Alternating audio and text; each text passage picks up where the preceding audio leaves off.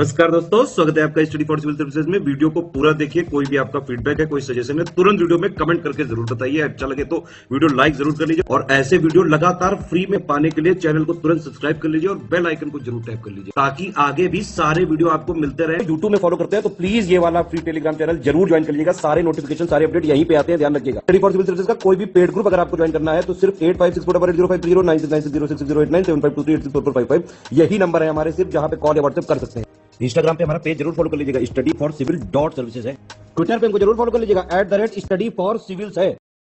नमस्कार दोस्तों, एक बार फिर से आपका बहुत बहुत स्वागत है स्टडी फॉर सिविल सर्विसेज में। और मैं एसके त्रिपाठी आज आप सभी के साथ जो हमारी daily current affairs news analysis की सीरीज है उसको यहाँ पर बाइलिंगुअल मैनर में कंटिन्यू करूंगा, कवर करूंगा। और जैसा कि आप लोग स्क्रीन में देख पा रहे हो दोस्तों कि ये जो आर्टिकल्स हैं वो गवर्नमेंट की जो लीडिंग वेबसाइट्स हैं और जो लीडिंग न्यूज़पेपर्स है वहां से कलेक्ट किए जाते हैं, फिर आप लोगों को यहाँ पर अवेलेबल कराए जाते हैं, जो आप लोगों के लिए स्पेशली फॉर यूपीएससी, सीएससी और उसके साथ ही जो आपके स्टेट पीसीएस के एग्जामिनेशन होते हैं उनके लिए प्रीलिम्स और मेंस दोनों ही पर्सपेक्टिव में बहुत ही ज्यादा बेनिफिशियल साबित होगी। तो इस सीरीज को आप लोग कंसिस्टेंट देखें, सतत रूप से देखें और इसका महत्तम लाभ भी अर्जित करें। साथ ही दोस्तों, अगर आपने इस वीडियो में 10,000 लाइक्स का टारगेट कंप्लीट किया तो आप लोगों को जो पीडीएफ है इस वीडियो की फ्री ऑफ कॉस्ट प्रोवाइड कराई जाएगी। उसके लिए आप हमारा टेलीग्राम का चैनल जरूर ज्वाइन कर ले, साथ ही जो हमारा इंस्टा का पेज है उसको भी जरूर फॉलो कर ले और ज्यादा से ज्यादा वीडियो को शेयर और लाइक करें। और जो भी पेड कोर्सेज चल रहे हैं स्टडी फॉर सिविल सर्विसेज के, उनको भी ज्वाइन कर सकते हैं आप लोग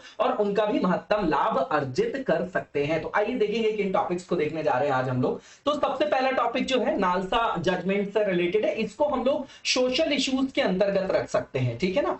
अब ये क्या है, यहां पर सोशल इश्यूज के अंतर्गत क्यों रखा, क्योंकि वल्नरेबल ग्रुप्स में हम वुमेन्स को पढ़ते हैं, एल्डरली को पढ़ते हैं, है ना, चिल्ड्रंस को पढ़ते हैं हम, है ना। अब उसी में जुवेनाइल वगैरह सब आ गया, एडोलसेंट सब कुछ आ गया चिल्ड्रंस के अंतर्गत। उसके बाद आपके डिसेबल्ड लोग आ गए जिनको आप दिव्यांग भी बोलते हैं। उसके अलावा आपके ट्रांसजेंडर्स भी उसी श्रेणी में आते हैं, ट्राइब्स को भी हम वहीं पर पढ़ते हैं। तो वल्नरेबल ग्रुप्स के अंतर्गत इनको माना जाता है, ट्रांसजेंडर्स को। और उन्हीं से रिलेटेड आपका नालसा का जजमेंट है। अब ये जो नालसा का जजमेंट लिखा हुआ है इसके बारे में चर्चा इसलिए है क्योंकि ट्रांसजेंडर बिल वगैरह की बात की गई। अब ट्रांसजेंडर बिल जब सबसे पहले 2016 में आया, ठीक है ना। अब नालसा का जब जजमेंट आया तो उसमें सबसे बड़ी समस्या ये थी, क्यों ये जो है प्रोटेस्ट चल रहा था ट्रांसजेंडर्स के द्वारा या थर्ड जेंडर जिसको बोला जा रहा है, जो जिनको अब जो है वहां पर क्या मिला है, स्टेटस मिला है कि आपका कोई जेंडर है थर्ड जेंडर है। नहीं तो उसके पहले सोशल स्टिग्मा, सामाजिक कलंक के रूप में इनको देखा जाता था। तो किसी भी तरीके की सुविधाओं तक इनकी पहुंच नहीं थी, है ना, समझ रहे हैं। तो क्यों जो है इनका सेल्फ आइडेंटिफिकेशन नहीं था, ठीक है। तो उसी के संदर्भ में यहाँ पर प्रेशर ग्रुप्स बना के जो है यहाँ पर लगातार विरोध किया जा रहा था और उसी के कारण नालसा का जजमेंट वगैरह आया, ठीक है ना। और ये 2014 2010 से ही लगातार ये चल रहा था। तो 2012 14 उसके बाद बिल आता है, ट्रांसजेंडर बिल जो है 2016 में। उसके बाद जो 2019 में आया है वो आपका अप्रोप्रिएट बिल। धीरे धीरे डेवलपमेंट होता है किसी भी टॉपिक में, है ना। तो उसी से रिलेटेड है, ये ट्रांसजेंडर से रिलेटेड इशू है, इसको देखेंगे हम लोग। जीएस पेपर देखिए, अब 1 to 2 में सोशल इश्यूज के अंतर्गत आएगा, है ना। तो कहीं भी पूछा जा सकता है इसको, है ना। तो आप इसको जो है इंपॉर्टेंट मान के चलिए, बहुत इंपॉर्टेंट टॉपिक है, इसको अच्छे से डिस्कस कर लेंगे हम लोग। और इसके बाद जो इंडिया रशिया का जो डिफेंस कॉपरेशन है उसको लेके ये जो है आर्टिकल रखा गया है। ये आपका इंटरनेशनल पॉलिटिक्स में भी आएगा आपका, ठीक है। और जो आपकी सुरक्षा से भी संदर्भित है। तो जीएस पेपर 2 और 3 दोनों का पार्ट हो गया ये। अब यहाँ पर रशिया और यूक्रेन का लगातार युद्ध चल रहा है, 4 महीने हो गए, अंत होने का उसका नाम ही नहीं ले रहा है, युद्ध खत्म नहीं हो रहा है। तो उससे क्या हो रहा है कि हमारा बहुत बड़ा ये सप्लायर है रशिया, किस चीज का, डिफेंस इक्विपमेंट्स का, जो डिफेंस के अंदर जो भी उपकरण होते हैं। तो हमारे सबसे बड़े पार्टनर में से एक है भारत, जो है लगभग जो है 58% आयात करता है अपनी रक्षा जरूरतों का अकेले रशिया से। उसके बाद इजराइल, देन यूएस है। तो कहने का मतलब इतनी बड़ी हमारी निर्भरता है और वहां से अगर सप्लाई बंद हो जाएगी तो हमको तो नुकसान हो जाएगा, हमारी सुरक्षा पर ऋणात्मक प्रभाव पड़ेगा। इसलिए जो है यहाँ पर ये टॉपिक रखा गया है, इसको देखेंगे। तीसरा टॉपिक बहुत सिंपल है, कई बार मैंने आपको एलैबोरेट किया है, वुमेन एम्पावरमेंट एंड न्यूट्रिशन, ठीक है ना। अब ये कहीं ना कहीं शिक्षा से जाके जुड़ेगा। फिर अगर जो लोग अंडर नरिशमेंट में रहते हैं या जो आपके अंडर न्यूट्रिशनल, जो जिनका मतलब ये समझ लीजिए कि जिनके पालन पोषण में जो आपकी पोषक चीजें हैं अगर उनकी मात्रा कम हो जाती तो वो कुपोषित हो जाएंगे। अब उसके अंदर ओबेसिटी भी आती है। तो जो आदमी का दिमाग और शारीरिक विकास अप्रोप्रिएट मैनर में ना हुआ हो, वो आगे चल के उसकी लर्निंग कैपेसिटी कम होगी, स्किल नहीं उसके अंदर डेवलप हो पाएगी, तो कहीं ना कहीं वो गरीबी और जो आपके गरीबी का जो दुष्चक्र है उसमें फंस जाएगा, है ना, समझ रहे हैं। तो कहीं ना कहीं वुमेन एम्पावरमेंट इससे भी रिलेटेड है। बार बार मैं बोलता हूं कि जो एक हेल्दी मदर एक हेल्दी बेबी को जन्म देगा, तो कहीं ना कहीं वो जो बेबी होगा वही तो आने वाले टाइम का आपका क्या है, ह्यूमन रिसोर्स है, जो आपका सोशल कैपिटल, नेशनल कैपिटल और इंटरनेशनल कैपिटल के रूप में कन्वर्ट होगा। तो कहने का मतलब ये है कि ये अगर साइकिल यहीं से ब्रेक हो गया कि जो जिस बच्चे को जन्म देने वाली जो माँ है बेचारी, वो अशिक्षित है, उसका सशक्तिकरण नहीं हुआ, वो कुपोषित है ना, या तो जो बाल विवाह वगैरह की समस्या है कि वो बच्ची ही जो महिला है वो मैच्योर नहीं और उसने बच्चे को जन्म दिया, तो वो एक तरीके से इंटरजनरेशनल जो है वहां पर क्या आ जाती है, डिफॉर्मिटी वगैरह वहां पर पैदा हो जाती है। तो इसको देखेंगे हम लोग, बहुत इंपॉर्टेंट टॉपिक है ना, वुमेन से रिलेटेड ये आपका टॉपिक है, जीएस पेपर 1 2 दोनों में रख सकते हैं इसको। और इसके बाद जो नेक्स्ट हमारा यहाँ पर टॉपिक है डिजिटल इंडिया वीक 2022, तो साइंस एंड टेक में इसको रख सकते हैं, ई गवर्नेंस के अंतर्गत भी रख सकते हैं, तो पेपर 3 और पेपर 2 दोनों में आएगा। इसके बाद स्पेस सस्टेनेबिलिटी की बात करेंगे, यूके का इनिशिएटिव है स्पेस डेब्रिस के बारे में आप लोगों ने सुना होगा, कुनोटोरी मिशन किसका है और किससे संदर्भित है, कमेंट बॉक्स में जरूर बताया करिए आप लोग, क्योंकि यही तो हमारे लिए भी मोटिवेशन है। मैं रोज आपसे ये रिक्वेस्ट करता हूं कि मतलब एक कमेंट करने में, है ना, क्या मतलब कितना समय लगता है ना, आप लोग थोड़ा सा वैयक्तिक स्तर पर भी नैतिकता के आयाम को मानक बनाकर चलेंगे ना, तो आपके लिए भी और हमारे लिए भी बहुत अच्छा होगा। तो ये जो है आपका थर्ड पेपर का पार्ट है, स्पेस सस्टेनेबिलिटी की जो बात कर रहे हैं हम लोग, स्पेस टेक्नोलॉजी वगैरह वहां पर देखते तो देखेंगे इसको कि किस तरीके से जो अंतरिक्ष में कचरे की समस्या से निपटने के लिए क्या आयाम अपनाए जा रहे हैं, क्या इनिशिएटिव ले रहा है यूके, है ना, ठीक है, और किस तरीके का आह्वान कर रहा है कि भैया सस्टेनेबल यूज किया जा सके स्पेस का, क्योंकि लगातार जब है अब नए नए मिशंस को लॉन्च कर रहे हैं पूरे वैश्विक स्तर पर सभी देश, है ना, तो इसलिए ये जो है आपका कंसर्न का एक टॉपिक है। ठीक है, इसके बाद जो नेक्स्ट हमारा जो पहला टॉपिक है इसको हम डिटेल में देख लेते हैं। तो नालसा जजमेंट जो है इसने ये एक तरीके का पोटेंशियली ट्रांसफॉर्मेटिव डिसीजन बोला जाता है किसका, कोर्ट का, है ना, बहुत ही ज्यादा बोल्ड डिसीजन है और बहुत अच्छा है कि ये प्रोग्रेसिव डिसीजन के रूप में भी माना जाता है, क्योंकि कोई भी व्यक्ति जब पैदा होता है, लैंगिक जो उसकी पहचान वो तो अलग चीज हो गई, लेकिन पहली बात तो ये कि वो व्यक्ति है, और अगर व्यक्ति है वो मानव है, वो तो मानव होने के नाते उसको मानवाधिकारों की जो है वो प्राप्ति होनी चाहिए, है ना, उनको मुहैया कराया जाना चाहिए। सबसे पहली चीज तो यही हो गई। अब यहां पर जो नालसा का जजमेंट है मैंने पहले ही बताया, आप ये समझ लीजिए, मैं पहले इसको डिस्क्राइब कर देता हूं फिर हम आर्टिकल देख लेंगे, ठीक है ना। अब ये समझिएगा कि जो नेशनल ह्यूमन राइट्स कमीशन है उसने पहली बार जो है ट्रांसजेंडर की जो कंडीशंस है उसकी स्टडी वगैरह किया था, ठीक है ना, और उसने ये बताया कि जो ट्रांसजेंडर है इसको हम जो है हमारे यहाँ उभयलिंगी जो होते हैं उन्हीं बस को हम मानते थे कि वो आपके क्या है, वो उनको हम लोग शिखंडी के रूप में जो है ऐसा एक्सेप्टेबल था हमारे समाज में कि ऐसा बोलते थे। लेकिन जो ट्रांसजेंडर की डेफिनेशन है वो उसका स्कोप जो है वो बहुत वाइड है, आप समझिएगा, यहाँ बिहेवियर पे बेस्ड होती है वो जेंडर आइडेंटिटी, है ना, जहां पर ट्रांस वुमेन, ट्रांस मैन, कहने का मतलब ये कि जब कोई व्यक्ति जन्म लेता है जिस आइडेंटिटी में, और धीरे धीरे जैसे उसके उम्र बढ़ने लगती है तो उसका जो शारीरिक और जो आपका मानसिक व्यवहार होता है वो उस आइडेंटिटी से मैच नहीं खाता जिस पर उसने जन्म लिया था। समझिएगा जैसे कोई लड़का है, अब उसका जन्म हुआ, अब धीरे धीरे अब वो तो लड़का है लिंग के आधार पे, है ना, लैंगिक आधार पे, जेंडर बेस्ड अगर हम आइडेंटिफिकेशन देखें, लेकिन जैसे जैसे उसकी उम्र बढ़ती है उसका बिहेवियर जो है वो आपकी लड़कियों जैसे उसके आचार व्यवहार हो गए, तो क्या हो गया कि उसकी आइडेंटिटी अब मैच नहीं कर रही है। तो यहां पर वो किस आइडेंटिटी में रहना चाहता है, लड़का है, लड़की है, क्या बन के रहना चाहता है, ये उसका वैयक्तिक अधिकार है। इसी को यहां पर क्या किया गया, सुनिश्चित किया गया कोर्ट के जजमेंट के द्वारा। तो नालसा का जजमेंट 3 चीजों पे बेस्ड था जो मांगे थी यहां पर, है ना। तो उसमें सबसे पहला था थर्ड जेंडर के रूप में इनको मान्यता दी जाए, पहला मेल है दूसरा फीमेल है तो भैया इनको भी दिया जाए जैसा कि अब दिया गया। उसके बाद सेल्फ आइडेंटिफिकेशन, आप नहीं बताएंगे कि वो क्या है ना, वो व्यक्ति खुद बताएगा कि भैया मैं मेल हूं, फीमेल हूं, मैं कैसे अपनी जिंदगी को बिताना चाह रहा हूं। उसके बाद उनको आरक्षण की भी बात की जा रही थी कि ओबीसी की कैटेगरी में रख के उनको आरक्षण वगैरह दिया जाएगा, है ना। और यहां पर जो है सेल्फ आइडेंटिफिकेशन के द्वारा ही जो है जेंडर आइडेंटिफाई करना था और वो खुद व्यक्ति करेगा। अब ये समझिए ट्रांसजेंडर्स की अगर बात करें तो जो डेफिनेशन है नॉर्मल सी मैंने आपको बता दिया है। अब समझिएगा कि यूनाइटेड नेशन ने यहाँ पर कई सारी संज्ञाएं भी दी है, जैसे प्रोस्टिट्यूट्स होते हैं उनको भी घोस्ट सिटीजन बोला जाता है, क्योंकि किसी भी तरीके की जो सर्विसेज है उन पर जो एक्सेस, चाहे हेल्थ से रिलेटेड फैसिलिटी हो चाहे एजुकेशन से, तो उनको कहीं ना कहीं समाज में जो है एलिनेशन में छोड़ दिया जाता है, तो इन सब सर्विसेज को वो जो है अवेल नहीं कर पाती हैं। ठीक है ना। उसी तरीके से इनका भी सेम हम यूज कर सकते हैं, क्योंकि ये भी डिसेबल्ड वंचित वर्ग में आएंगे, है ना। जैसे डिसेबल्ड है, जैसे आपके प्रोस्टिट्यूट्स हैं, है ना, जैसे आपके चिल्ड्रंस हो गए, है ना। ठीक है, तो ये भी जो है एक तरीके से वल्नरेबल ग्रुप्स में आ जाएंगे। ठीक, तो अब क्या होगा, इनको भी घोस्ट सिटीजन बोला जा सकता है। अब समझिएगा कि इनके साथ इश्यूज क्या है। सबसे पहला सामाजिक रूढ़ी, सामाजिक कलंक, जिसको आप सोशल स्टिग्मा भी बोलते हैं। ठीक, दूसरा जो इनका रीजन है, जो एक इशू है, मुद्दा है, वो अगर इनको एक तरीके से उपेक्षित आयाम पर देखा जाता है, सामाजिक कलंक के रूप में देखा जाता है, तो जो इनकी पहुंच है संसाधनों तक, चाहे वो इकोनॉमिक रिसोर्सेज हो, चाहे वो आपके हेल्थ से रिलेटेड हो,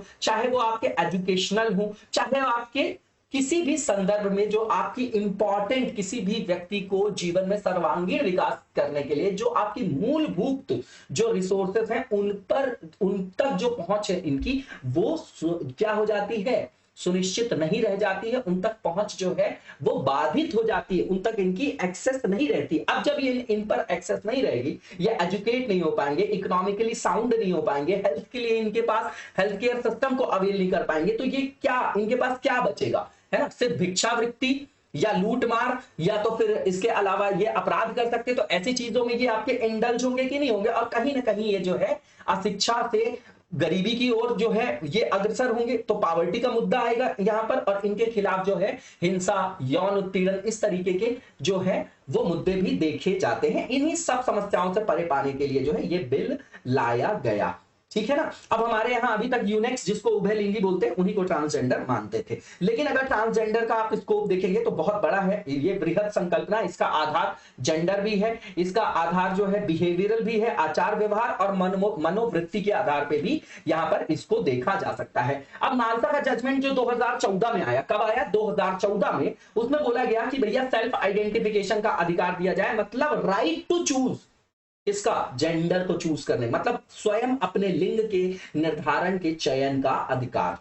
ठीक है, उसके बाद इनको थर्ड जेंडर का दर्जा दिया जाएगा और ओबीसी के अंतर्गत रिजर्वेशन दिया जाएगा। लेकिन जब बिल लाया गया पहली बार, जैसे 2016 में जब लाया गया, तो उसमें डेफिनेशन जो थी वो वहां पर ट्रांसजेंडर की बताई गई, वहां पर डिस्क्रिमिनेशन के तरीके बताए गए, है ना, जो आपके डिस्क्रिमिनेशन को बोला गया कि रोका जाएगा। लेकिन वहां पर भेदभाव का मतलब नहीं बताया गया, है ना, कि रोजगार के अवसर तक जो अगर उनकी पहुंच नहीं हो तो किस तरीके से वहां पर जो है उसको डील किया जाएगा। इन्हीं सबको कोप अप करके 2019 में फिर नया जो है आपका जब एक्ट लाया गया, जिसके बारे में हम अभी देखेंगे, तो उसके अंतर्गत जो है उसको थोड़ा सा बृहद बनाया गया, उसके स्कोप को जो है वाइड किया गया। यहाँ पर पनिशमेंट की भी बात थी, यहाँ पर सर्टिफिकेट आइडेंटिटी की भी बात थी। 2016 के बिल में बात थी कि भैया कि आपको आइडेंटिटी का सर्टिफिकेट देगा, है ना, प्रमाण पत्र मिल गया, तो आप उस आधार पर सारी सुविधाओं को उपभोग कर सकेंगे। जैसे वो सर्टिफिकेट देगा कौन, तो डिस्ट्रिक्ट मजिस्ट्रेट देगा, डीएम देगा प्रमाण पत्र, और वो भी एक स्क्रीनिंग कमेटी के निर्देश पे जांच वोच करके फिर उसको दिया जाएगा, ताकि वो जो है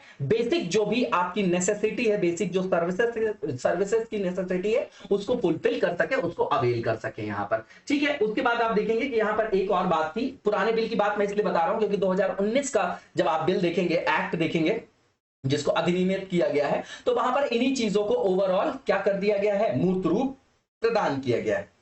समझ रहे हैं आप। इसीलिए मैं बोलता हूं किसी भी टॉपिक को अगर हम कंटिन्यूएशन में पढ़ रहे हैं तो उसमें बहुत ज्यादा परेशान होने की जरूरत नहीं होती, एक दो पॉइंट ऐड ऑन होता है, दैट्स इट।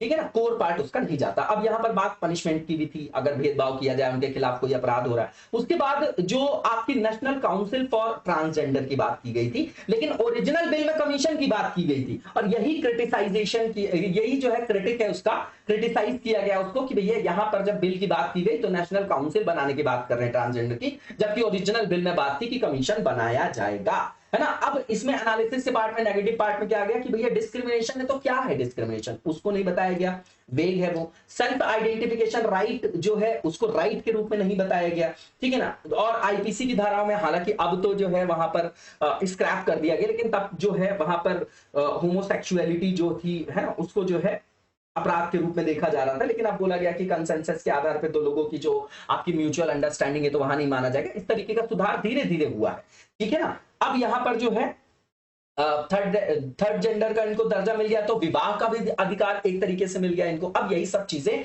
यहां पर लिखी गई हैं जिसको हम लोग देख लेंगे। आरक्षण वगैरह नहीं दिया गया इनको, ये एक समस्या का कारक है। अब यहां पर देखिए कि क्या बताया है कोर्ट ने, जो आपका डिसीजन दिया है नालसा जजमेंट, पूरी चीजें वही है। अब आर्टिकल को आप देखेंगे तो नॉर्मल चीजें लिखी गई है कि यहां सबसे पहले तो ये कि इस जजमेंट के अंतर्गत इनको थर्ड जेंडर की आइडेंटिटी मिल गई। दूसरी चीज ये कि संविधान के अंतर्गत उच्चतम न्यायालय ने बोला कि सभी को जीवन जीने का अधिकार है, पहली चीज। दूसरी चीज, जो फंडामेंटल राइट सभी को मिले गए हैं, जो संविधान के द्वारा प्रदत्त हैं, वो सभी व्यक्तियों पर समान रूप से लागू होंगे। तो इनके भी फंडामेंटल राइट्स वही सेम है, क्योंकि ये पहले व्यक्ति हैं, बाद में किसी लिंग के अंतर्गत आएंगे। इसके बाद इनको सेल्फ आइडेंटिफिकेशन का राइट मिल गया, राइट टू सेल्फ आइडेंटिफिकेशन, है ना। और यहां पर यह भी बोला गया, न्यायालय ने सरकार से बोला है कि इनके लिए, जो आपके ट्रांसजेंडर्स हैं, ये जो कम्युनिटी है, उनके बेटरमेंट के लिए, है ना, उनके प्रोटेक्शन के लिए जो है आप क्या करें, नए नए लॉस को बनाएं, है ना, उनके हिसाब से सिंक्रोनाइज करें कि उनके जीवन में वो सर्वांगीण विकास कर सकें, है ना। तो उनके बेहतरी के लिए आप विधि निर्माण करें। उसके बाद 2019 का ये एक्ट लाया गया, है ना, जिसके अंतर्गत जो है इनके अधिकारों की सुरक्षा और कल्याण का प्रावधान किया गया। इसके बाद आप देखेंगे कि ये जो संबंधित मुद्दे हैं इनसे रिलेटेड ट्रांसजेंडर पर्सन से, वो किसके अंतर्गत आएंगे, तो सोशल जस्टिस और एम्पावरमेंट के अंतर्गत आएंगे, है ना, डिपार्टमेंट है वो, और वही आपकी क्या हो जाएगी, मिनिस्ट्री भी है, सोशल जस्टिस एंड एम्पावरमेंट। तो यहाँ पर नालसा वर्सेस जो यूनियन ऑफ इंडिया का जो केस था, उसकी कुछ मुख्य विशेषताएं देख लेते हैं। तो यहाँ पर सबसे पहले न्यायालय ने वही माना कि देखिए ऐसा है कि जो आपके यहाँ पर लैंगिक पहचान है, वो तो इनको देना इसलिए आवश्यक है क्योंकि अगर उनको आप सेल्फ आइडेंटिफिकेशन का राइट नहीं देते तो कहीं ना कहीं वो डिस्क्रिमिनेशन है। और किस चीज का डिस्क्रिमिनेशन है, फंडामेंटल राइट्स का वायलेशन है, राइट टू इक्वालिटी का वायलेशन है, और आपका राइट टू लाइफ जो आर्टिकल 21 है उसका भी वायलेशन है, आर्टिकल 14, आर्टिकल 19, ठीक है, दोनों का, ठीक है। तो यहां पर जो है ये बताया उन्होंने। उसके बाद इन्होंने ये बोला कि इस तरीके के डिस्क्रिमिनेशन से उनको जो बहुत सारी सार्वजनिक सुविधाएं हैं, जो सेवाएं हैं, उनकी उन तक पहुंच उनकी सीमित हो जाती है, ठीक है ना। उसके कारण क्या होता है कि उनके समक्ष शिक्षा, स्वास्थ्य देखभाल, सार्वजनिक स्थानों में आवागमन, समस्त क्षेत्रों में जो है हर्डल्स क्रिएट हो जाते हैं, बाधाएं उत्पन्न होती हैं अगर उनको आइडेंटिफिकेशन नहीं दिया जाता, सेल्फ आइडेंटिफिकेशन, उनकी पहचान की मान्यता अगर उनको नहीं प्रदान की जाती है तो, ठीक है ना। तो उनको रोजगार के अवसर सीमित हो जाएंगे, ड्राइविंग लाइसेंस नहीं मिलेगा, किसी तरीके का डॉक्यूमेंटेशन नहीं हो पाएगा उनका, तो कई तरीके से इनको जो है डिस्क्रिमिनेशन का सामना करना पड़ता है, ठीक है। अब इसके बाद यहां पर न्यायालय ने यह भी बोला, इनको इनकी जो डेफिनेशन है उसका स्कोप बढ़ाया वहां उन्होंने, है ना, उसको व्यापक परिभाषा के अंतर्गत लिया, वही जो मैंने आपको बताया है कि जो भी व्यक्ति जन्म के समय, जब जन्म लेते हैं कोई भी व्यक्ति, तो उसकी जो लैंगिक पहचान है आने वाले समय में उसके जीवन में क्रमिक विकास के साथ ही जो उसका आचार व्यवहार होता है वो उस लैंगिक पहचान से क्या होता है, संदर्भित नहीं होता, सिंक्रोनाइज्ड नहीं होता, मैच नहीं करता है, संगत नहीं होता उससे, तो उसको माना जा सकता है कि वो आपका क्या है, ट्रांसजेंडर है। उसके बाद वो डिसाइड करेगा कि भैया मैं ट्रांस मैन हूं, ट्रांस वुमेन हूं, बाइसेक्सुअल हूं, गे हूं, लेस्बियन हूं, वो खुद जो है वो डिसाइड करेगा, ठीक है ना। ये सब जो है इसी के अंतर्गत आते हैं। अब ये समझिएगा कि न्यायालय ने ये भी स्वीकार किया है कि जो लैंगिक निर्धारण है कि भैया जेंडर का जो आपका निर्धारण किया जाता है ना, जो आपका जेंडर आइडेंटिटी को जो बताया जाता है, जिसको एक्सेप्ट किया जाता है ना, कि भैया आपका लिंग का निर्धारण आप पैदा हुए ये है, तो उसके लिए सिर्फ बायोलॉजिकल रीजन जो है वो नेसेसिटी नहीं है, मतलब जैविक कारक ही पर्याप्त नहीं है, जैविक कारण ही पर्याप्त नहीं है वहां पर जो है आपका एटीट्यूड, मनोवृत्ति, आचार व्यवहार, ये सब भी जो है वो इंपॉर्टेंस रखता है। इसके बाद यहां पर यह भी बोला गया है न्यायालय के द्वारा कि इनके साथ किसी भी तरीके की क्रूरता, भेदभाव नहीं होना चाहिए, और उनको जो है इस तरीके से मत देखिए आपकी चैरिटी के हिसाब से, दया दृष्टि से भी नहीं देखा जाना चाहिए, उनको समान रूप से उनके साथ जो है व्यवहार किया जाना चाहिए, और सामाजिक स्तर पर एक मानव के रूप में स्वीकार करने की आवश्यकता है। इस तरीके की प्रोग्रेसिव जो है सोच की आवश्यकता है सोसाइटी में सभी लोगों की, है ना। इस तरीके का एक सिविक सेंस डेवलप किया जाना चाहिए, होना चाहिए, ठीक। इसके बाद यहां पर यह भी बोला जा रहा है कि इस तरीके की आइडेंटिटी देने से इनको राइट टू वोट प्राप्त हो गया, संपत्ति का अधिकार, विवाह का अधिकार, पासपोर्ट, राशन कार्ड, सारी जो आपकी पब्लिक सर्विसेज है, जो इंपॉर्टेंट जो भी सर्विसेज है, वहां तक इनकी एक्सेस जो है वो क्या हो गई, एंश्योर हो गई, सुनिश्चित हो गई, ठीक है ना। इसके बाद आपने यहां पर जो देखिए, यहां पर यह भी लिखा गया है कि जैसे मान लीजिए कि इनके लिए कई सारे जो हैं अब सोशल सिक्योरिटी के भी जो डोमेन है, सोशल जो आपके सिक्योरिटी के लिए जो गवर्नमेंट इनिशिएटिव्स ले रही है उसको भी एक्सेस कर पाएंगे, है ना, एक मनुष्य होने के नाते। इसके बाद आर्टिकल 14 के अंतर्गत जो है विधि की समक्ष समता और विधि का समान संरक्षण है, उससे भी अब जो है इनको वंचित करने का अधिकार वैसे भी नहीं था, क्योंकि हर मनुष्य को वो प्राप्त है, लेकिन इनको जब थर्ड जेंडर के आइडेंटिटी के अंतर्गत इनको प्रमाणीकृत कर दिया गया, तो अब ये जो है वहां से इस तरीके की भी सुविधाओं का लाभ ले सकते हैं। ठीक है, इसके बाद यहां पर वही सब चीजें रेपिटेशन है, एक बार रीडिंग मान लीजिएगा आप लोग। आर्टिकल 15 का मतलब ये है, आरआरसीएसपी, कई बार बोला है मैंने कि यहां पर आरआरसीएसपी मेरे मित्र भी हैं, ये डीएसपी हैं, तो राजा राम धाकड़ सीएसपी मैं हमेशा बोलता हूं। तो रिलेशन, रेस, रिलीजन जो है आपका, रेस है, रिलीजन है, कास्ट है, सेक्स है और प्लेस ऑफ बर्थ है। ठीक है, तो इस आधार पर किसी भी व्यक्ति के साथ जो है डिस्क्रिमिनेशन नहीं होना चाहिए, विभेदीकरण नहीं होना चाहिए। ठीक है, उसी तरीके से जो है सार्वजनिक सेवाओं में भी जो है अवसरों की समानता के अंतर्गत भी इस तरीके का प्रावधान किया गया है। तो इसको भी कहीं ना कहीं हमने वहां पर क्या किया, मूर्त रूप प्रदान किया।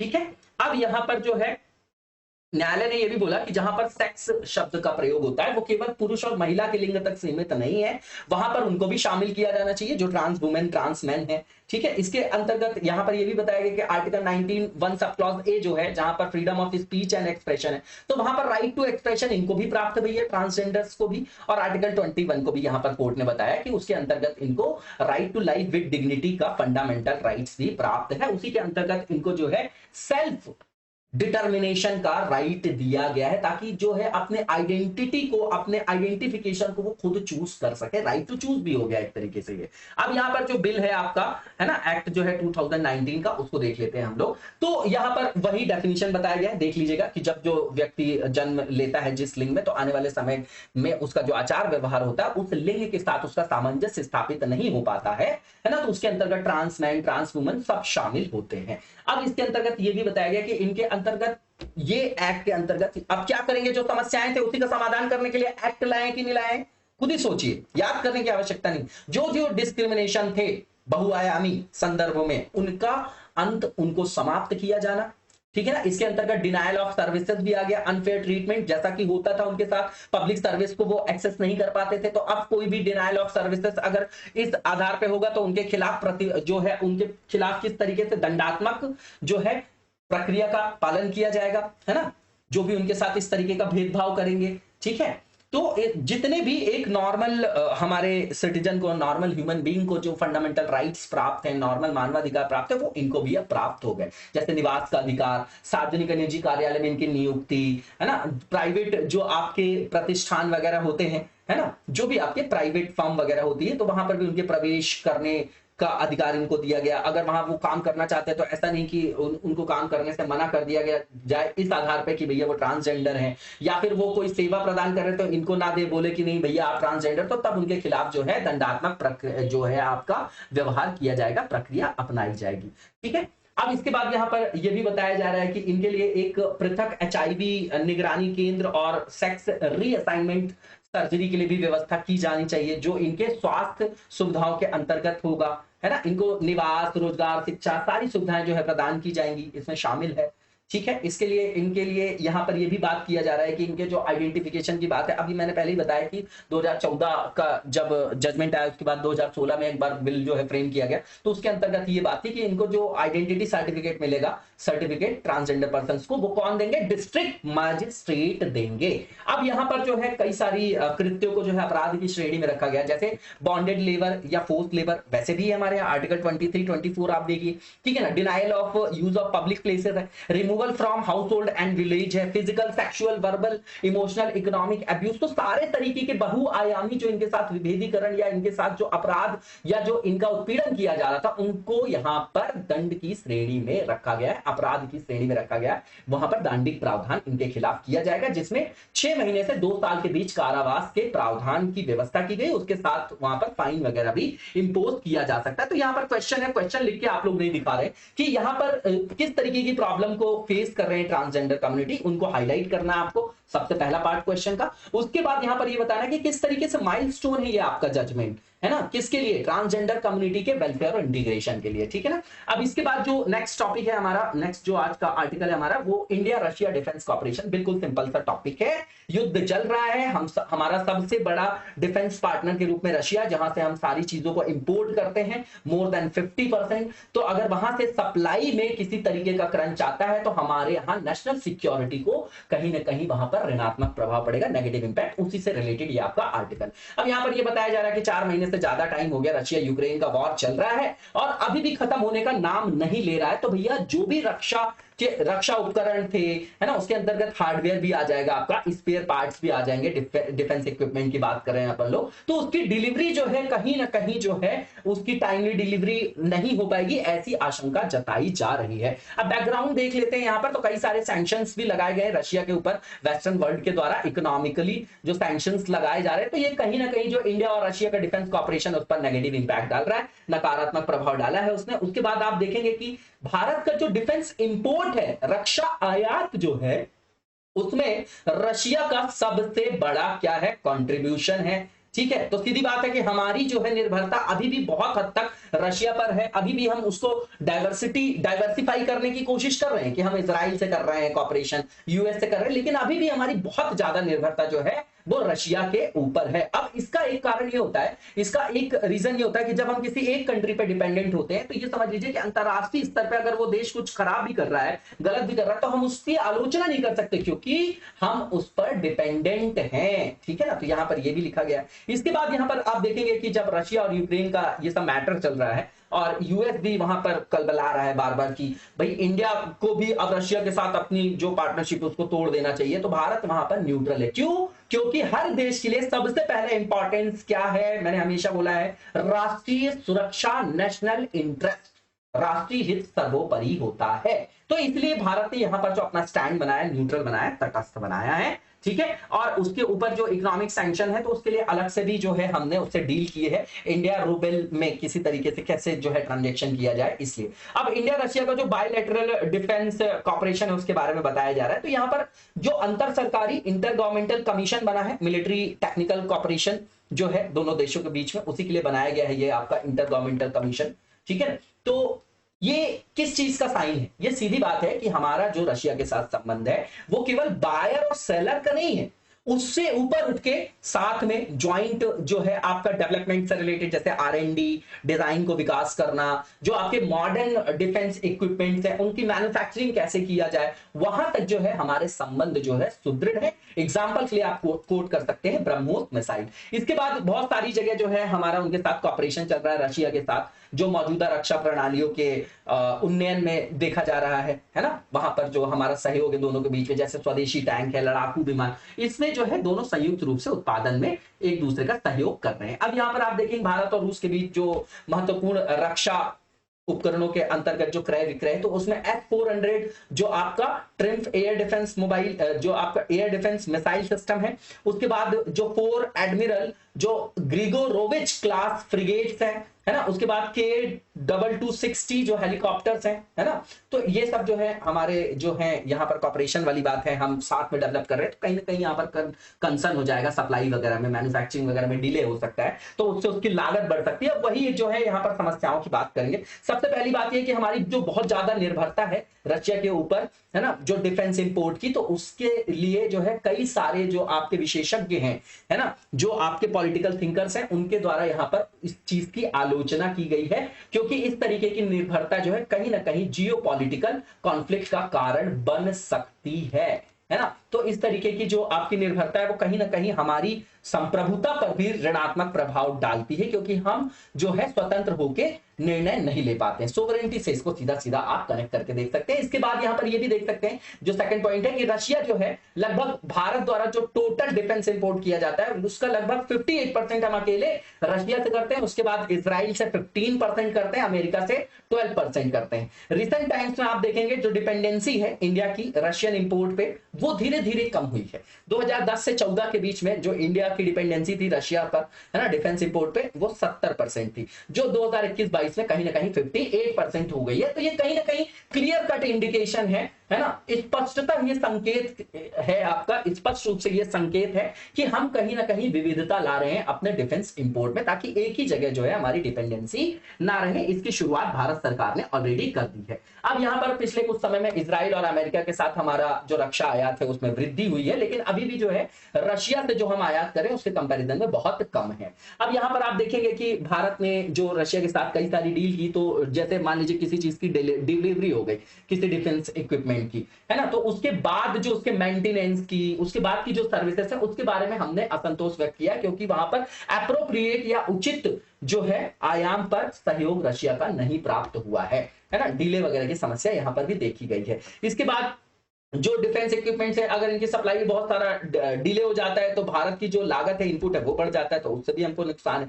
क्यों? क्योंकि कहीं ना कहीं ये हम फॉरेक्स में हमारे यहाँ कमी होती है ना, जो हमारे यहाँ बैलेंस ऑफ पेमेंट है उस पर नेगेटिव इंपैक्ट पड़ता है, ठीक है, जो ट्रेड डेफिसिट है वो भी होता है यहाँ पर, ठीक है, करंट अकाउंट डेफिसिट, इन सब चीजों को यहाँ पर कनेक्ट कर सकते हैं आप लोग। इसके बाद आप देखेंगे कि यहाँ पर भारत ने जो रूस से जो आयात किए हैं हथियार, उनमें जो स्पेयर पार्ट्स हैं उनकी लागत बहुत ज्यादा है, ऐसा हमारी जो है चिंता का विषय रहा है। उसके बाद उसकी गुणवत्ता को लेकर भी जो है सवाल खड़े हुए हैं, है ना, उसकी निम्न गुणवत्ता को लेकर भी कंसर्न है, चिंतित है ना। उसके बाद जो भारत जो है पश्चिमी देशों के द्वारा जो रशिया पर प्रतिबंध लगाए जा रहे हैं उसके द्वारा भी हमारे ऊपर जो है एक ये क्या है, चिंता का विषय है भू राजनीतिक संदर्भों पर। अब यहाँ पर जो countering America's adversaries through sanction act जो था आपका, उसके अंतर्गत अमेरिका जो है ऐसे देश पर प्रतिबंध लगाता है, बोलता है कि भैया हमारे जो शत्रु जो या हमारे विरोधी राष्ट्र है उनसे जो भी आयात करेगा वो हमारे लिए क्या होगा, वो हमारे लिए भी दुश्मन है एक तरीके से, तो उस पर जो है एक तरीके से प्रतिबंध लगा देता है। तो भारत में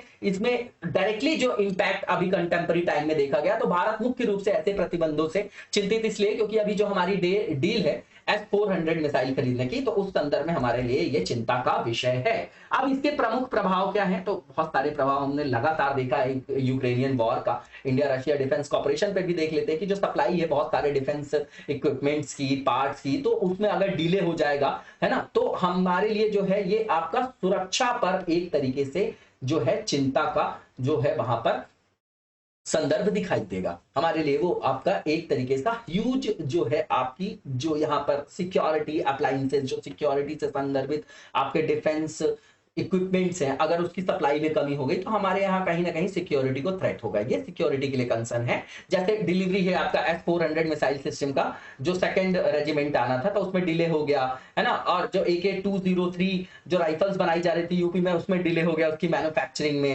है ना, जो आपका K-226 यूटिलिटी हेलीकॉप्टर है उसकी जो है मैन्युफैक्चरिंग में डिले हो रहा है। तो इन सब चीजों में जो डिले होगा तो कहीं ना कहीं हमारे लिए सिक्योरिटी में कंसर्न है, ये सिक्योरिटी के लिए। और उसके बाद यहाँ पर ये भी समझ लीजिए कि यहाँ पर जो टाइमली जो डिलीवर करना था इन इक्विपमेंट्स को, तो उनमें जो है अब संदेहास्पद लग रहा है वो, और उसकी संभावना लगभग ना के बराबर है कि टाइमली जो है डिलीवर कर दिया जाएगा, क्योंकि लगातार आप देख रहे हैं कि पूरे विश्व में वैश्विक बाजार देखेंगे तो बहुत ज्यादा वॉलेटाइल है। यहाँ पर जो है लाइफ टाइम हाई पे लगभग पहुंचने वाला है आपका क्या, जो आपका क्रूड ऑयल है, आप देख रहे हैं कि $100 के आसपास वो ट्रेड कर रहा था, अभी अचानक से जो है उसकी वैल्यू कम हुई। अभी रुपये की वैल्यू जो है अपने डॉलर के कंपैरिजन में अभी 1-2 दिन की ही न्यूज है कि जो है रिकॉर्ड निचले स्तर पे है, तो महंगाई बहुत ज्यादा है, बहुत सारे इसके प्रभाव हैं, लगातार हमने देखे हैं, है ना, डिस्कस भी किया है। इन सब चीजों के आप नोट्स बना के रखिए, आप लोगों को बहुत फायदा होगा, ठीक है। इसके बाद जो भारत ने क्या इनिशिएटिव लिए, तो सबसे पहली चीज हमने डाइवर्सिटी किया है अपने डिफेंस के इंपोर्ट में, जैसे वैकल्पिक स्रोत जो है हम उसको तलाश रहे हैं, उसका दोहन भी कर रहे हैं, जैसे अमेरिका और इजराइल। इसके बाद हम जो है डोमेस्टिक लेवल पे भी जो है, जैसे आप देख रहे हैं ना आत्मनिर्भर भारत, तो वहां पर डिफेंस सेक्टर पे भी हम फोकस कर रहे हैं कि जो है डोमेस्टिकली स्थानिक संदर्भ में भी भारत में ही जो है इसका उत्पादन किया जाए, रक्षा के जो उपकरण है ना, उन आवश्यकताओं की पूर्ति अगर हम घरेलू आयाम पर ही कर ले, है ना, तो उससे क्या होगा, हम आत्मनिर्भर हो जाएंगे, हमारी संप्रभुता को हम क्या कर पाएंगे, वहां पर सुरक्षित रख पाएंगे। और इसके लिए हम प्राइवेट सेक्टर को भी प्रमोट कर रहे हैं, उनको भी जो है आमंत्रित कर रहे हैं। इसके बाद यहां पर यह भी देखा जा रहा है कि जैसे मनी ट्रांसफर के लिए जो ग्लोबल स्विफ्ट सिस्टम था उससे रशिया को बाहर कर दिया गया है ना, सैंक्शंस के अंतर्गत। वो आपका इंटरनेशनली जो आपका पेमेंट के लिए जो है वैश्विक स्तर पर पेमेंट के लिए एक इंटरफेस है जिसका उपयोग किया जाता है अंतरराष्ट्रीय स्तर पर भुगतान के लिए, तो उससे बाहर कर दिए रशिया को। तो भारत और रूस ने रुपया रूबल जो व्यवस्था है उसके माध्यम से भुगतान के लिए दोनों जो है वो क्या हो गए हैं, एग्री हो गए हैं। ठीक, अब इसके लिए आगे का रास्ता क्या है, तो सीधी बात है, हमको आत्मनिर्भर भारत को जो है मूर्त रूप प्रदान करना चाहिए। उसके अंतर्गत रक्षा उपकरणों को जो है स्वदेशी जो है आपके स्थानिक स्तर पर भारत में ही उसका उत्पादन किया जाना चाहिए। रक्षा जो हमारा क्षेत्र है उसका स्वदेशीकरण करना है ना, और स्थानीय स्तर पर उसका निर्माण करना, यही जो है हमारे लिए एक सॉल्यूशन है जो आगे की ओर हमको ले जाएगा और हमारी संप्रभुता, राष्ट्रीय एकता, जो अखंडता है उसको भी बनाए रखेगा। हमारी जो डिसीजन मेकिंग है उस पर किसी का जो है हस्तक्षेप नहीं रहेगा, कोई दबाव नहीं होगा, है ना। और इससे जो है हमारी विदेशी भंडार की भी बचत होगी, जो बैलेंस ऑफ पेमेंट है वो भी हमारा जो होगा पॉजिटिव होगा, ट्रेड डेफिसिट नहीं होगा, करंट अकाउंट डेफिसिट को हम मैनेज कर पाएंगे वहां पर। तो यहाँ पर जो प्रैक्टिस के लिए क्वेश्चन दिया गया है कि भैया यूक्रेनियन जो वॉर हो रही है, यूक्रेनी युद्ध और जो रशिया और यूक्रेन का जो वॉर हो रहा है उससे उसके संदर्भ में रक्षा उपकरणों की जो आपूर्ति है उसके पृष्ठभूमि में बताना है कि भारत सरकार ने किस तरीके की जो है इनिशिएटिव्स लिए हैं, है ना, इसकी सप्लाई के लिए, अपनी आवश्यकताओं की पूर्ति के लिए उनको रिव्यू करना है, उनको उनकी समीक्षा करना है। ठीक, इसके बाद वुमेन एम्पावरमेंट एंड न्यूट्रिशन का ये टॉपिक है, बहुत इंपॉर्टेंट टॉपिक है ये भी, कि भारत में जो है अब प्रत्यक्ष मतलब जो है स्केल अप करने की जरूरत है भारत को डायरेक्ट न्यूट्रिशन इंटरवेंशन से। ये एक कंटेक्स्ट है। अब की डेटा देख लेते हैं हम लोग। तो भारत में जो वुमेन्स आपकी रिप्रोडक्टिव एज में है ना, 15 से 59 साल के बीच में लिया गया है, कार्यशील जनसंख्या के अंतर्गत लेते हैं हम लोग इस जो आपका एक एज का जो क्राइटेरिया है वो इसको लिया जाता है। तो जो इनमें से 53% जो वुमेन है, 53% वो एनीमिक है, एनीमिया से पीड़ित है। समझ रहे हैं आप, मैंने कई बार बताया कि हमारे यहाँ लगभग आधी जो महिलाएं हैं, है ना, जो प्रजनन आयु में है वो एनीमिया से पीड़ित है। इसके बाद भारत में इसको जो है पोषण संकट का प्रमुख कारण, सीधी बात है ना, अगर एनीमिया रक्तअल्पता है ना, तो वो कहीं ना कहीं जो है वो क्या हो जाएगी, न्यूट्रिशनल क्राइसिस का एक बहुत बड़ा रीजन है। इसके बाद ये डेटा बता रहे हैं ना, ये अपने पास आप रख सकते हैं, बहुत इंपॉर्टेंट डेटा है, हर जगह आप यूज कर सकते हैं, ऐसे हो किसी भी जगह आप आंसर राइटिंग कर रहे हैं, कोई इंटरव्यू दे रहे हैं आप लोग, तो ये जो है तर्क की पुष्टि करते हैं इस तरीके के आंकड़े। अब इसके बाद यहाँ पर ये बताया जा रहा है कि ये इंडिया में जो सीरियस आपके पब्लिक हेल्थ इश्यूज है उसके अंतर्गत चाइल्ड माल न्यूट्रिशन है ना, उसमें माल न्यूट्रिशन के अंतर्गत जो आपके बच्चों की बात करेंगे अगर हम, तो 35.5% जो बच्चे हैं वो स्टंटेड हैं। स्टंटिंग और वेस्टिंग क्या होती है कई बार बताया मैंने, कमेंट बॉक्स में बताइएगा आप लोग। इसके बाद 67.1% जो बच्चे हैं वो एनीमिक हैं, है ना, और यही कारक है किसका, कि जो हमारे यहाँ बच्चों की जो मृत्यु हो जाती है जिसको आप अंडर 5 चाइल्ड मोर्टेलिटी बोलते हैं, तो ये कहीं ना कहीं ये कारक है किसका, 68.2% चाइल्ड मोर्टेलिटी का, 5 वर्ष तक के बच्चों की बात कर रहे हैं अपन। अब यहां पर सीधी बात यह है कि जो मैंने कुपोषण का सीधा सीधा संदर्भ बताया है कि कुपोषण जो है वो दीर्घ काल में किस तरीके का फर्क डालेगा। मान लीजिए कोई जो आपका बच्चा है जब पैदा हुआ तो वो जो है आपका कुपोषित है, कुपोषित है इसका मतलब उसका शारीरिक विकास जो है वो एप्रोप्रिएट मैनर में नहीं हुआ, जिस संदर्भ में होना चाहिए उचित मात्रा में उसका विकास नहीं हुआ, तो उसकी मानसिक क्षमता भी सीमित हो गई, शारीरिक क्षमता भी। तो आगे चल के जब वो शिक्षा ग्रहण करेगा तो उसकी ग्रास्पिंग पावर कम होगी, ग्रास्पिंग पावर कम होगी तो वो ढंग से शिक्षा नहीं प्राप्त कर सकेगा, अच्छे से स्किल नहीं हो पाएगा, और अगर वो स्किल नहीं होगा तो उसको रोजगार नहीं मिलेगा, तो उसको जो भी आपकी शिक्षा स्वास्थ्य से संदर्भित जो आपकी आवश्यकता है वो उसकी पूर्ति नहीं होगी क्या। तो ये कहीं ना कहीं दीर्घ काल में जो है इसकी जो रिटेंशन पावर या जो आपकी ग्रास्पिंग पावर है, जो सीखने की क्षमता है, उस पर भी ऋणात्मक प्रभाव डालता है, और उससे उनका ओवरऑल जीवन में, चाहे आप प्रोफेशनल लेवल पे देख ले, है ना, या शिक्षा के संदर्भ में, तो उनका जो आउटपुट है वो आपका नेगेटिव हो जाता है, उनकी कार्य क्षमता जो है ऋणात्मक रूप से प्रभावित होती है। इसके अलावा आप देखेंगे कि जब ये बचपन में ही जो हो गए आपके कैसे कुपोषित हो गए बच्चे, तो जैसे जैसे वो वयस्क होंगे तो उनमें जो है diabetes, high blood pressure, obesity, इस तरीके की जो दीर्घकालिक बीमारियां हो उनके प्रति वो ज्यादा संवेदनशील, वल्नरेबल हो जाएंगे। NFHS 4 का कंपैरिजन NFHS 5 के जो डेटा है उससे करके यहां पर बताया जा रहा है कि लगातार जो एंटी नटाल सर्विसेज में अटेंडेंस है वुमेन्स की वो बढ़ी है 58.6 से 70%। अच्छी है ये आपका डेटा, आप अपने पास रख सकते हैं, इंपॉर्टेंट है ये कि धीरे धीरे लोगों में अवेयरनेस आ रही है। इसके बाद जो वुमेन्स है जिनके पास अपना खुद का सेविंग बैंक अकाउंट है वो भी बढ़ा है, उनका परसेंटेज 63 से 78.6% हो गया है। इसके बाद जो महिलाएं खुद अपना मोबाइल फोन यूज कर रही उनके भी प्रतिशतता में वृद्धि हुई है, 45.9% से 54% हो गया है। और जो वुमेन की जो मैरिज की एज थी, है ना, तो अगर जो बाल विवाह वगैरह होता था 18 साल से कम में जिनका विवाह हो जाता था, तो वो उनकी संख्या कम हुई है, 26.8% से 23.3% हो गया। अभी तो 18 से 21 करने की बात की जा रही है ना, वो भी टॉपिक हमने कवर किया है। अब यहाँ पर जो स्कूल अटेंड करने की जो उनके अटेंडेंस वगैरह है, स्कूल में जो उनकी उपस्थिति वो भी इंक्रीज हुई है 35.7% से लेके 41%। जिन्होंने स्कूल में 10 या 10 से ज्यादा साल वहां पर बिताए हैं उनकी बात की जा रही है यहाँ पर, वहां पर महिलाओं की संख्या बढ़ी है। इसके बाद जो स्वच्छ ईंधन की उपलब्धता है महिलाओं के पास खाना पकाने के लिए, उसमें भी वृद्धि हुई है। उज्ज्वला योजना वगैरह का बहुत की रोल रहा है यहाँ पर, 43.8% से 68.6% हो गया है। तो ये डेटा अपने पास आप रख सकते हैं, पॉजिटिव डेटा है ये आपका। इसके बाद महिलाओं पर कुपोषण का प्रभाव, सीधी बात है कि जो अल्प पोषित महिलाएं हैं, लड़कियां, जो बच्चियां हैं बेचारी, जो पहले से आपकी किस तरीके से माल न्यूट्रिशन का शिकार है, तो जब वो मां बनेंगी तो उनकी जान को भी खतरा होगा। फिर जिस बच्चे को जन्म ले रही हैं वो कम वजन वाले बच्चे को जन्म देने की लगातार संभावना जो है वो बढ़ जाती है। ऐसा नहीं कि निश्चित ऐसा है, लेकिन संभावना, प्रोबेबिलिटी वहां पर बढ़ जाती है। और दीर्घ काल में ये कहीं ना कहीं अंतर पीढ़ी मतलब इंटरजेनरेशनल इसमें देखा जाता है क्या, अंडर नरिशमेंट या माल न्यूट्रिशन, मतलब वो जो कुपोषण है वो पीढ़ी दर पीढ़ी जो है स्थानांतरित हो सकता है वहां से।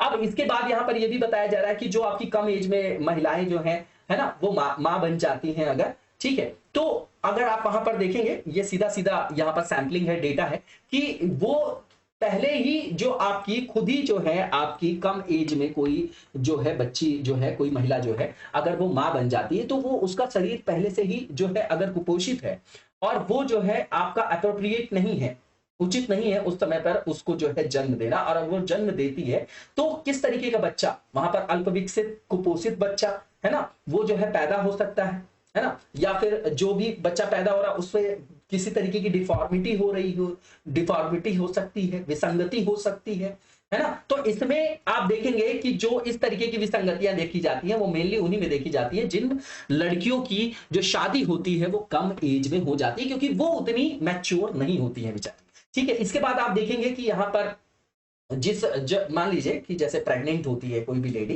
तो उनकी प्रेगनेंसी जैसे एक बच्चे को जन्म दिया उन्होंने और जो दूसरे बच्चे को जन्म देना, अगर उसके बीच में समय कम होता है तो पर्याप्त मात्रा में उनके शरीर में पोषक तत्व तो रहते नहीं है, न्यूट्रिशन का डेफिशिट होता है, तो उसका भी प्रभाव ये होता है कि जो बच्चों को जन्म देती हैं वो उनमें भी कुपोषण देखा जाता है, वहां पर भी कुपोषण, माल न्यूट्रिशन जो है ट्रांसफर हो जाता है। अब वुमेन एम्पावरमेंट और न्यूट्रिशन में सीधा सीधा रिलेशन है, आप इसको सीधा रख सकते हैं कि देखिए जब कोई महिला जो होगी वो आपकी एम्पावर्ड होगी, एम्पावर्ड का मतलब शिक्षा, स्वास्थ्य, कौशल, सारी सुविधाओं का वो उपभोग कर पा रही है, पहली चीज, ठीक है ना। अब जब वो अवेयर होगी तो वो क्या करेगी, वहां पर रोजगार कर सकती है, जब रोजगार करेगी तो उसका जो जीवन स्तर है वो सुधरेगा, वो निर्णय क्षमता में भी आएगी, वो लीडरशिप में भी आएगी, वो पॉलिटिकल जो आपका डोमेन है वहां पर भी आएगी, समझ रहे हैं आप। तो उसका सशक्तिकरण कब होगा, जब उसको शिक्षा और स्वास्थ्य की जो है सुविधाएं प्राप्त हो,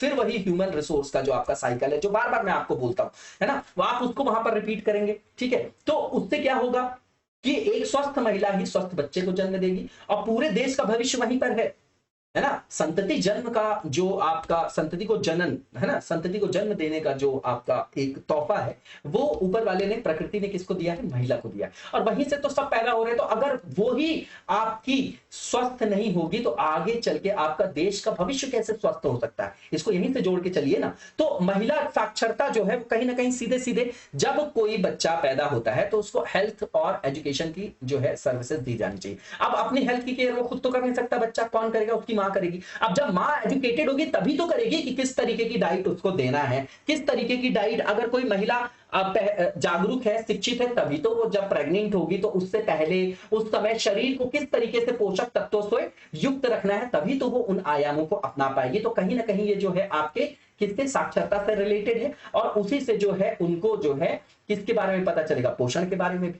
तो ये कहीं ना कहीं सीधा सीधा रिलेशन है उनके बीच में। और सीधी बात है, जो महिला इन सब जो सुविधाएं हैं शिक्षा और स्वास्थ्य उसको अवेल करेगी तो वो वित्तीय रूप से स्वायत्त हो जाएगी, आत्मनिर्भर हो जाएगी, ठीक है। तो वो डिसीजन मेकिंग में भी शामिल हो पाएगी, ठीक है ना। और वो जो है आपका जो फूड हैबिट्स वगैरह है घर में उसको भी जो है अप्रोप्रिएट मैनर में इंप्लीमेंट कर पाएगी। अब यहाँ पर जैसे कृषि प्रबंधन वगैरह है, वहां पर वुमेन्स को इंटीग्रेट करने से क्या होगा, फार्म मैनेजमेंट जैसे होगा, अगर फार्म मैनेजमेंट वगैरह जैसा आपका डोमेन है वहां पर अगर वुमेन्स को इंटीग्रेट किया जाता है तो किस तरीके से डाइट में डाइवर्सिटी लाना है, किस तरीके से फूड और न्यूट्रिशनल सिक्योरिटी को एंश्योर करना है, उसको भी यहाँ पर जो है मूर्त रूप प्रदान किया जा सकता है। नॉर्मल से पॉइंट है, सिर्फ लिखने का ये आपकी कला है। सरकार के द्वारा उठाए गए कदम जो है यहाँ पर बताया जाए, पहला पोषण अभियान है, इसके द्वारा महिला सशक्तिकरण को केंद्र में रखा गया है और उसी को केंद्र में रखते हुए भारत सरकार ने जो किशोर लड़कियां हैं, जो आपकी प्रेग्नेंट वुमेन्स हैं, उनकी जो पोषण स्थिति है उसमें सुधार लाने के लिए इसको जो है शुरुआत किया गया है इसका। दूसरा जो है कृषि प्रबंधन कौशल जो है उसमें सुधार के लिए क्या किया गया है, महिला किसान सशक्तिकरण परियोजना, जिसके द्वारा है देश की जो पोषण सुरक्षा है उस पर सकारात्मक प्रभाव हो सकता है। अब यहाँ पर जो वुमेन एम्पावरमेंट है और न्यूट्रिशन उस पर जो है रिलेशन बता के एस्टैब्लिश करके उसको जो डिस्क्राइब कर रहे हैं वो आप यहाँ पर लिख के बताइएगा। इसके बाद जो नेक्स्ट हमारा आर्टिकल है वो डिजिटल इंडिया वीक 2022 से रिलेटेड है। तो हमारे प्रधानमंत्री जी ने इसका इनॉग्रेशन किया है। अब ये स्टार्ट किया गया गांधीनगर गुजरात में। इस साल की जो थीम है कैटलाइजिंग न्यू इंडिया टेकैड है ना, टेकैड है। अब ये जो है इस कार्यक्रम के अंतर्गत इसकी एनिवर्सरी मनाई जा रही है, वर्षगांठ मनाई जा रही है।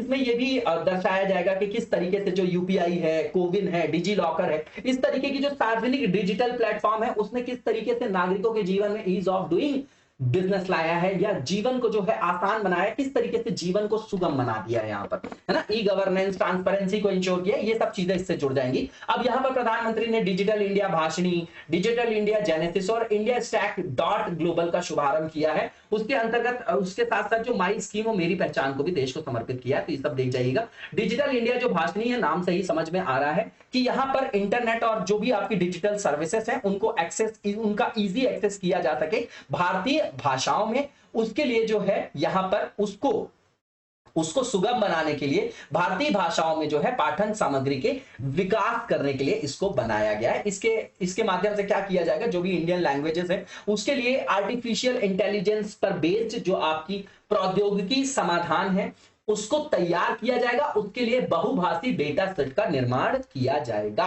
इसमें जो भाषा दान नामक क्राउड सोर्सिंग इनिशिएटिव है उसके माध्यम से बड़े पैमाने पे बहुत सारे नागरिक आपस में जुड़ सकेंगे और उसके द्वारा भी डेटा सेट बनाया जाएगा। डिजिटल इंडिया जो जेनेसिस है उसके बारे में देख लेते हैं। तो जो टीयर 2 और टीयर 3 आपके शहर हैं वहां पर सफल जो आपके स्टार्टअप है उनकी खोज करना, उनको सपोर्ट करना, उनको डेवलप करना, उनको सफल बनाने के लिए प्रतिबद्ध करना, उसके लिए जो है एक राष्ट्रीय डीप टेक स्टार्टअप प्लेटफॉर्म बनाया गया है जिसका नाम आपका ये है, ठीक है। अब यहां पर इंडिया स्टैक डॉट ग्लोबल की बात करें तो ये जो आपका जैसे आधार है, यूपीआई है, डिजी लॉकर है, कोविन टीकाकरण प्लेटफॉर्म है ना, गवर्नमेंट जो ई मार्केट प्लेस है, दीक्षा प्लेटफॉर्म है, Ayushman Bharat digital health mission है, जो इस तरीके की आपकी प्रमुख परियोजनाएं हैं उनका ये आपका वैश्विक भंडार है, ठीक। इसके बाद माई स्कीम जो है, जो भी सरकारी योजनाओं तक जो पहुंच है वहां उन तक जो है पहुंच सुनिश्चित करने के लिए ये सुविधा प्रदान करने वाला एक आपका मंच है, ठीक है। और इसके बाद आपका मेरी पहचान जो है ये आपका ऑथेंटिकेशन सर्विस है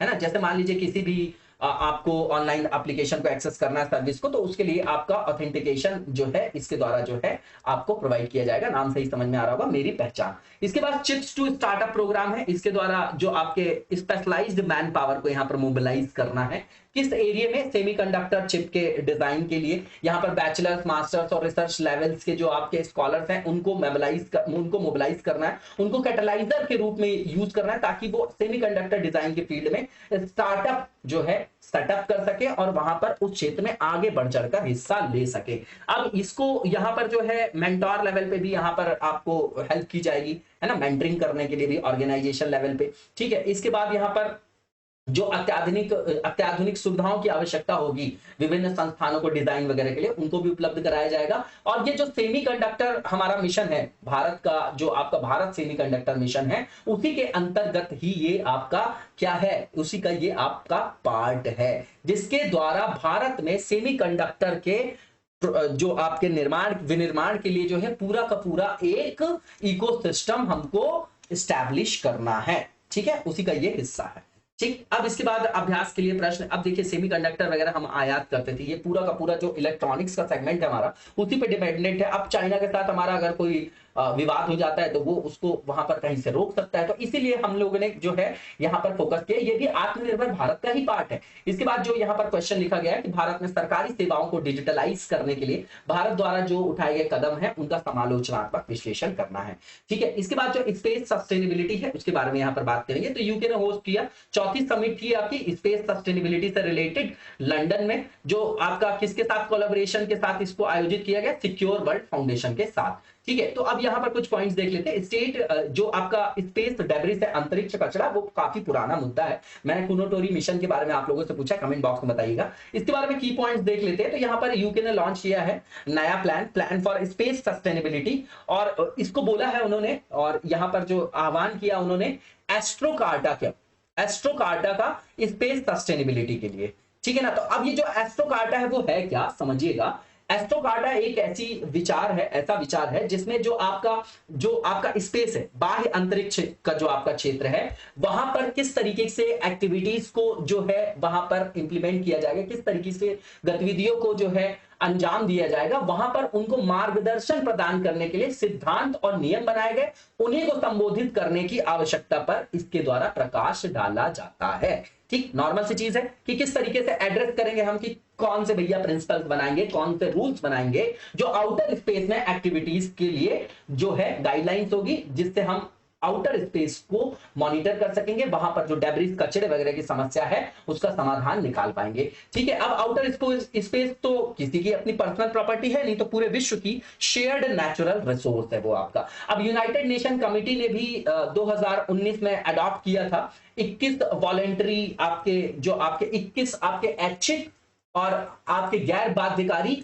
गाइडलाइंस के लिए जो 21 रूल्स बनाए थे उन्होंने, उसको अडॉप्ट किया था। उसके अंतर्गत ये बोला था कि आउटर स्पेस का अब पीसफुल यूज किया जाएगा। लेकिन आपका ये वॉलेंटरी है, नॉन बाइंडिंग है, तो वैसे भी जो बाइंडिंग ट्रीटीज है उसका तो पालन करते नहीं है देश। तो जो आपका वॉलेंटरी हो जाएगा, जो स्वैच्छिक हो जाएगा, वहां पर किस तरीके से जो है डेवलपमेंट होगा। तो लॉन्ग टर्म में जो सस्टेनेबिलिटी पर जो है ये आपका बनाया गया था कि भैया जो आपका आउटर स्पेस की एक्टिविटीज है उसमें सस्टेनेबल डेवलपमेंट किया जाए, इसलिए इस तरीके की जो है यहाँ पर अडॉप्ट किया गया था इस रूल को, है ना। यहाँ पर ये बताया जा रहा है, नॉर्मल सा पॉइंट है। अब यहाँ पर चुनौतियां क्या है, सबसे पहली चीज ये है कि नए मिशन लॉन्च किए जा रहे हैं हर देश के द्वारा। आप देखेंगे तो यहाँ पर जो है बहुत बड़े बड़े जो कॉन्स्टलेशंस हैं, कॉम्प्लेक्स सैटेलाइट हैं, है ना, वो वहां पर उनका जो है जो आपकी उनकी प्रेजेंस है लगातार बढ़ती जा रही है। तो उसके कारण क्या होता है, रेडियो फ्रिक्वेंसी के साथ उनका हस्तक्षेप हो सकता है, उसमें कोलिजन वगैरह हो सकता है। तो ये आपका थ्रेट है एक तो, है ना, सिग्नल्स वगैरह पर नेगेटिव इंपैक्ट डाल सकता है। दूसरी चीज ये है कि जो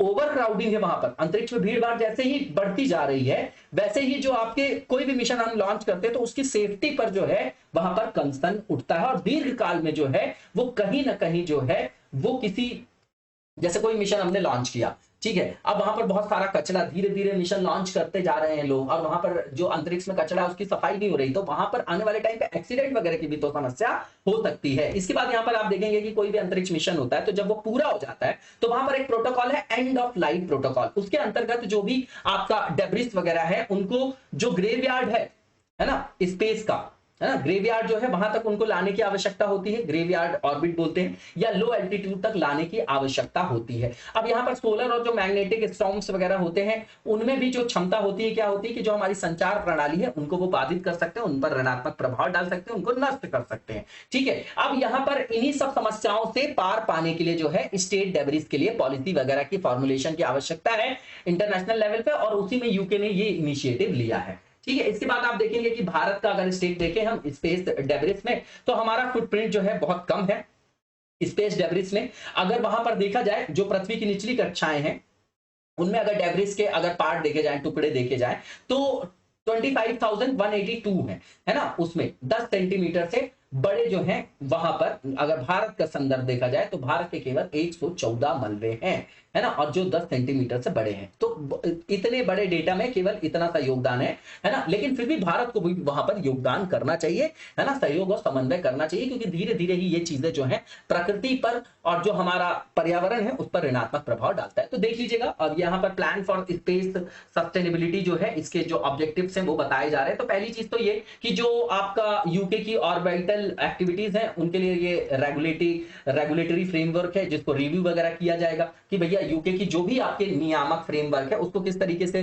उसकी रिव्यू किया जाए, समीक्षा किया जाए। तो उसकी समीक्षा करने के लिए है एक तो ये उद्देश्य। दूसरा ये कि जो भी आपका स्पेस डेब्रिस से रिलेटेड समस्याएं हैं, स्पेस का किस तरीके से सस्टेनेबल यूज किया जाए, उसके लिए जो आपके वैश्विक स्तर पर कार्यरत आपकी संस्थाएं जैसे कि G7 है, यूएन है, उनके साथ मिलकर सहयोग और समन्वय के साथ आगे कार्य करना यूके का, है ना, उस पर जोर देना। उसके बाद यहां पर जो है ये भी बात की जा रही है कि जो आपकी सस्टेनेबिलिटी है एक्टिविटीज की स्पेस में, उसको कैसे जो है एंश्योर किया जाए। इसके बाद यहां पर एडिशनल फंडिंग की बात की गई है ना, जो आपके डेब्रिस रिमूवल के लिए, स्पेस डेब्रिस रिमूवल के लिए वहां पर extra funding, additional funding $6.1 million की गई है।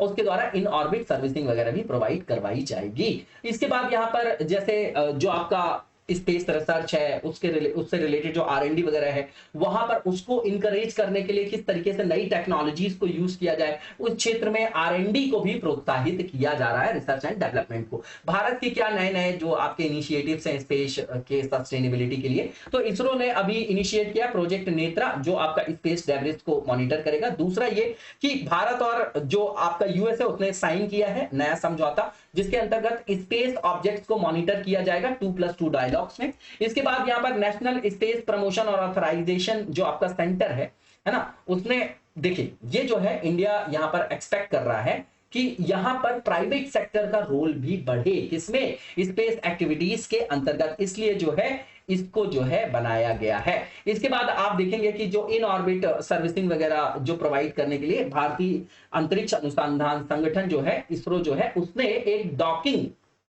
एक्सपेरिमेंट किया है जिसको स्पेड एक्स बोला जा रहा है, स्पैड एक्स बोला जा रहा है, ठीक है ना। इसके बाद आगे का रास्ता क्या है, तो बिल्कुल सिंपल सा है कि सीधी बात है कि यहां पर जो आपका आउटर स्पेस की जो एक्टिविटीज है वहां पर जो डेब्रिस का आपका मुद्दा है उसमें सारे देशों को जो है वैश्विक स्तर पर सहयोग और समन्वय के आधार पर चलना चाहिए, एक दूसरे को कॉपरेट करना चाहिए और इसके लिए एक स्टैंडर्ड बनाने की जरूरत है, मानक बनाने की आवश्यकता है। उसी के अंतर्गत एक्टिविटीज को वहां पर संचालित किया जाना चाहिए और उसमें संयुक्त राष्ट्र कार्यालय की सक्रिय भूमिका अपेक्षित है। संयुक्त राष्ट्र कार्यालय की वहां पर क्या है कि यूएन आगे बढ़ चढ़कर हिस्सा ले इसमें, ठीक। इसके बाद जो है किस तरीके से जो है जो रिसोर्सेज है उनका मैक्सिमम यूटिलाइजेशन किया जाए, है ना, ऑप्टिमम यूटिलाइजेशन किया जाए उनका, है ना, और किस तरीके से मिशन जो है उनकी सुरक्षा और उत्पादकता को बढ़ाया जाए, है ना, जो आपके वैश्विक मानक है उनके संदर्भ में। तो उसके लिए हमको निजी क्षेत्र को भी प्रोत्साहित करना चाहिए। क्वेश्चन जो है यहाँ पर कि जो स्पेस डेब्रिस है आपका, है ना, वो थ्रेट है आपका सस्टेनेबल यूज का, किसके सस्टेनेबल यूज की बात कर रहे हैं हम लोग, स्पेस की, ठीक है ना, स्पेस मिशंस की। तो इस अंतरिक्ष मलबे की समस्या से निपटने के लिए भारत ने क्या क्या कदम उठाए उनकी व्याख्या करना है। इसके बाद नेक्स्ट फेज की ओर चलेंगे हम लोग और वो हमारा एमसीक्यू से रिलेटेड है। यहाँ पर लैकांग मैकांग कॉर्पोरेशन के बारे में स्टेटमेंट है, बताना है कौन से जो आपके स्टेटमेंट है वो ट्रू है। तो पहला ये कि इसको फॉर्म किया गया 2016 में, ठीक है ना। मैकांग नदी के जो तटवर्ती राज्य हैं उनके बीच विकास परियोजनाओं पर जो आपका तनाव वगैरह संघर्ष है उसको कम करने के उद्देश्य से किया गया था, बिल्कुल ठीक है स्टेटमेंट। दूसरा ये कि ये जो आपका नाम है लैंगकांग वो आपका मैकांग रिवर का चाइनीज नेम है। इसके बाद ये कि मैकांग रिवर कहां से ओरिजिनेट होती है, तो तिब्बतन प्लेट्यू से होती है। रिवर जो मैकांग है वो कहां से होकर बहती है, तो China, Myanmar, Laos, Thailand, Cambodia, Vietnam और उसके बाद जाके वो गिरती है कहां, साउथ चाइना सी में। तो चारों के चारों स्टेटमेंट बिल्कुल ठीक है और यहां पर सही पूछा जा रहा था, तो इसका आंसर आपका ऑल ऑफ द अबव हो जाएगा। इसके बाद जो नेक्स्ट क्वेश्चन है हमारा, इसमें पूछा जा रहा है कि मसाला बॉन्ड के बारे में यहां पर स्टेटमेंट दिए गए, बताना कौन सा गलत है। देखिए नाम से समझिएगा, मसाला बॉन्ड, इसका मतलब ये होता है कि रुपी डिनोमिनेटेड बॉन्ड्स, है ना, कि जैसे मान लीजिए कहीं पर बॉन्ड वगैरह जो है इशू किया जा रहा है तो वहां पर डॉलर में ना होके जो फॉरेन करेंसी उस पे ना होके रुपए मूल्य वर्ग का होगा, तो उसमें फ्लक्चुएशन बहुत ज्यादा नहीं होगा, तो उससे फायदा होगा हमको। तो जो आपका विदेशी बाजारों में से जो मुद्रा या धन जुटाने का आयाम है भारतीय मुद्रा में धन जुटाने का जो आपका संदर्भ है वो सशक्त होगा कि नहीं। तो ये एक तरीके से आपका ऋण जो है आपका जुटाने का साधन है। ठीक है, तो पहला जो स्टेटमेंट इसमें बताना है गलत कौन सा, तो पहला ये बहुत इंपॉर्टेंट चीज है ये। इसके बाद जो पहला यहाँ पर स्टेटमेंट है कि रूपी डिनोमिनेटेड बॉन्ड है, बिल्कुल ठीक है। दूसरा ये डेब्ट इंस्ट्रूमेंट है, बिल्कुल बात सही है, इसको इशू कर सकता है इंडियन एंटिटी, कहां पर, फॉरेन मार्केट में, किस लिए, रेज करने के लिए, जो आपका धन है उसको जुटाने के लिए, वित्त को जुटाने के लिए, किसमें, इंडियन करेंसी में। इसके बाद केरला हमारे यहाँ का पहला स्टेट है देश का जिसने मसाला बॉन्ड जारी किया था 2019 में, बिल्कुल ठीक है। इसके बाद जो यहाँ पर यह भी लिखा गया कि वर्तमान में कोई भी कॉर्पोरेट या भारतीय बैंक जो है विदेशों में जो है रुपया मूल्य वर्ग का मतलब रूपी डिनोमिनेटेड बॉन्ड जारी करने के लिए क्या है, एलिजिबल है, पात्र है। चारों के चारों स्टेटमेंट बिल्कुल सही है। और पूछा जा रहा कि गलत कौन सा, तो कोई भी गलत नहीं है यहाँ पर, इसका आंसर आपका none of the above D हो जाएगा। इसी के साथ आज के वीडियो को यहीं पर विराम देंगे, नेक्स्ट वीडियो में कंटिन्यू करेंगे। तब तक लगातार जबरदस्त तरीके से पढ़ते रहिए और आगे बढ़ते रहिए। Thank you so much, best of luck.